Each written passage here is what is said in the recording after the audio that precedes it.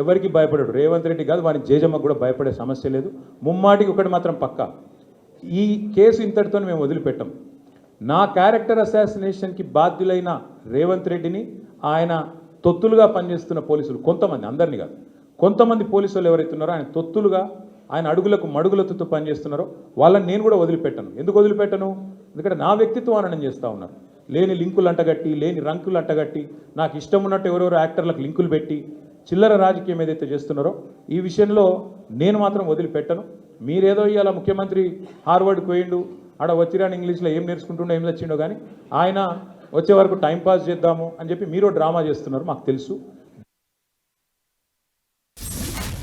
ఎవరికి భయపడడు. రేవంత్ రెడ్డి కాదు, వాని జేజమ్మకు కూడా భయపడే సమస్య లేదు. ముమ్మాటికి ఒకటి మాత్రం పక్కా, ఈ కేసు ఇంతటితో మేము వదిలిపెట్టాం. నా క్యారెక్టర్ అసాసినేషన్కి బాధ్యులైన రేవంత్ రెడ్డిని ఆయన తొత్తులుగా పనిచేస్తున్న పోలీసులు కొంతమంది, అందరినీ కాదు, కొంతమంది పోలీసులు ఎవరైతే ఉన్నారో ఆయన తొత్తులుగా, ఆయన అడుగులకు మడుగులతో పనిచేస్తున్నారో వాళ్ళని నేను కూడా వదిలిపెట్టను. ఎందుకు వదిలిపెట్టను? ఎందుకంటే నా వ్యక్తిత్వం అననం చేస్తూ ఉన్నారు. లేని లింకులు అంటగట్టి, లేని రంకులు అంటగట్టి, నాకు ఇష్టం ఉన్నట్టు ఎవరెవరో యాక్టర్లకు లింకులు పెట్టి చిల్లర రాజకీయం ఏదైతే చేస్తున్నారో ఈ విషయంలో నేను మాత్రం వదిలిపెట్టను. మీరేదో ఇవాళ ముఖ్యమంత్రి హార్వర్డ్కి పోయిండు, ఆడ వచ్చిరాని ఇంగ్లీష్లో ఏం నేర్చుకుంటుండో ఏం తెచ్చిండో కానీ ఆయన వచ్చే వరకు టైంపాస్ చేద్దాము అని చెప్పి మీరు డ్రామా చేస్తున్నారు, మాకు తెలుసు. ఎవరికి భయపడడు. రేవంత్ రెడ్డి కాదు, వాని వెంకట్ గారు, కేటీఆర్ గారు అన్న దాంట్లో వారు మాట్లాడుతూ లాస్ట్కి ఏమన్నారు, రేవంత్ రెడ్డి గారి భాష గురించి మళ్ళీ ఉద్దేశించి మాట్లాడారు.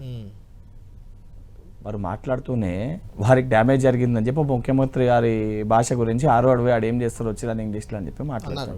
ఇప్పుడు ఆలోచన లేకుండా కనీసము ముందొక కనీసం కేటీఆర్ గారు అంటే ఒక గౌరవం ఉండే నాకు కూడా. ఈరోజు వారు రాజకీయం ఆ కుర్చీ కోసమో బావబామర్దుల మధ్యలో పంచాయతీకి మరీ నీచానికి దిగజారి వారు ప్రవర్తిస్తారు. అండ్ వారు మాట్లాడిన మాటలకు వారికి ఏమంటున్నా, పంచాయతీ ఉందో లేదో వాళ్ళిద్దరు రేపొద్దున విషయం తేటతెల్లమైనప్పుడు తెలుస్తుంది. ఇప్పుడు ముందు ఇదే డిబేట్లో కూర్చున్నప్పుడు షెల్లె కన్నకు పంచాయతీ లేదన్నారు, ఇప్పుడు బయట పడ్డది కదా, దేనికైనా సమయం వస్తుంది.